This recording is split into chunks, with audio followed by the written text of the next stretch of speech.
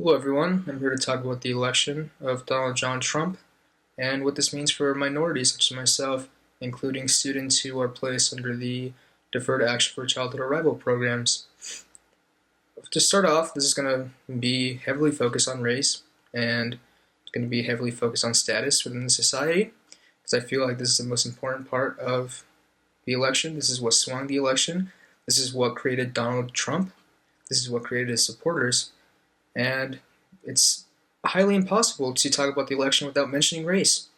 I'm going to really quickly show a video that showcases CNN anchor Van Jones talking about what this really means. And be prepared. And then you have this outcome, and you have people putting children to bed tonight, and they're afraid of breakfast. They're afraid of, how do I explain this to my children? I have Muslim friends who are texting me tonight saying, should I leave the country? I have families of immigrants that are terrified tonight. This was many things. This was a rebellion against the elites. True, it was a complete reinvention of politics and polls, it's true. But it was also something else. We've talked about race. We've talked about everything but race tonight. We've talked about income. We've talked about class. We've talked about region. We haven't talked about race. This was a white lash. This was a white lash against a changing country. It was a white lash against a black president in part. And that's the part where the pain comes.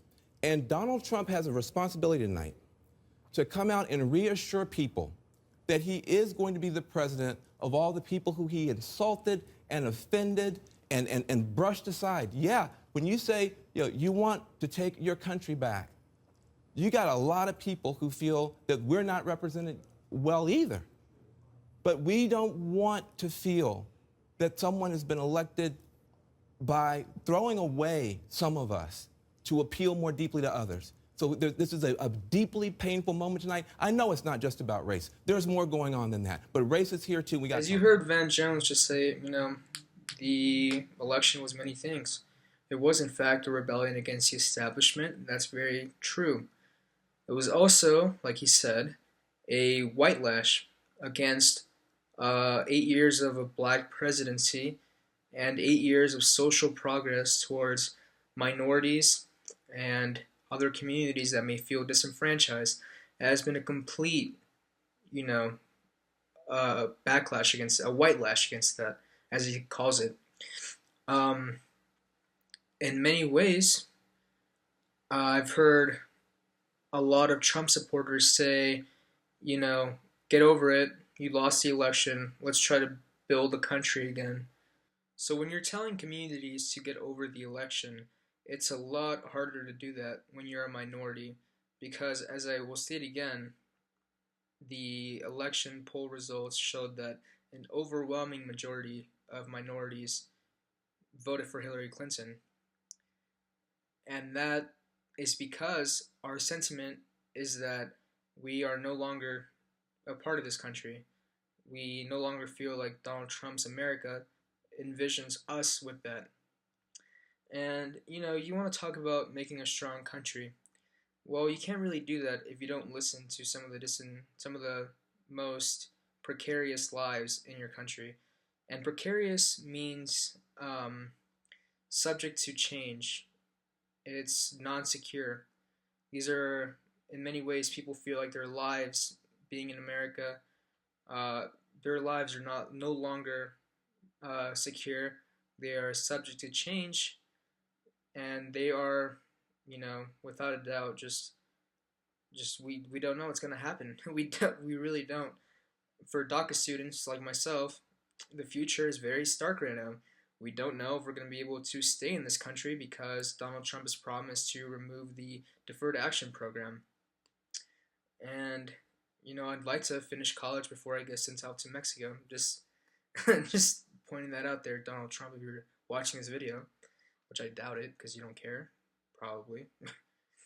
um, it's very sad that this country no longer holds a favorable view towards minorities, and really, it never has. That's the thing. We kid ourselves with all the social progress that we've made, but what we didn't really take into account was that there's still this big majority of people that are white people, just not tr- I mean, trying to remove political correctness from my speech, white people that just still hold general bad views towards the minorities. And that's really what it is. There's no way to work around that. We have to tackle those issues if we want to remain a strong country, or if even if we want to get unified again. Um, the future for us is very uncertain. I'll say that.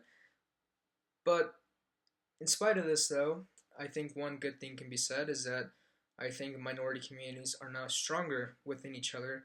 I think a lot of us are making more making more connections with other minority communities, and I really, if you haven't done so and you're someone like me or you're someone who feels completely disenfranchised from this election, I highly encourage you to join a group um, of people that are like you, because you know there's power in numbers, that's for sure. um, I it's really sad to see this election go down the way it did. It really is. All the progress we've made towards Black Lives Matter um, has just all been lies. All the progress we've made towards immigration reform, towards incorporating the millions of undocumented students that are here that consider themselves Americans, that's all been pretty much severed. I don't know what the future holds anymore, to be quite honest with you. It's very sad for sure, but I think that if we join together, all of us, and fight back against this new establishment, I think lots of things can be done. We shouldn't be scared of this country, even though many of us do feel that way now. We shouldn't be scared. We should be stronger. This is what it is. When Michelle Obama says they'll go low, we'll go high. We're gonna join together and have peaceful protests and everything that the white we'll do everything that the white majority thinks is good. Peaceful protests. I don't know what else. What do white people think is good? I don't know. Civic engagement, I guess, if they even want to call it that. And I don't even want to make this a us versus them argument or even like a sentiment. I really hope that this is not the message that I'm trying to put forth, because I still have many white friends whom I love and who care about me and who care about social progress. However, I feel that for white people, it's your responsibility, along with ours, to make sure that we get hate out of this country, to make sure that we get racism out of this country. You are our allies. You hold a higher societal position right now than we do. Um, you know, the strength in numbers. If you have enough people that are part of the majority that band together with minorities, I think it's a beautiful thing, and I think it'll do a lot of good for this country.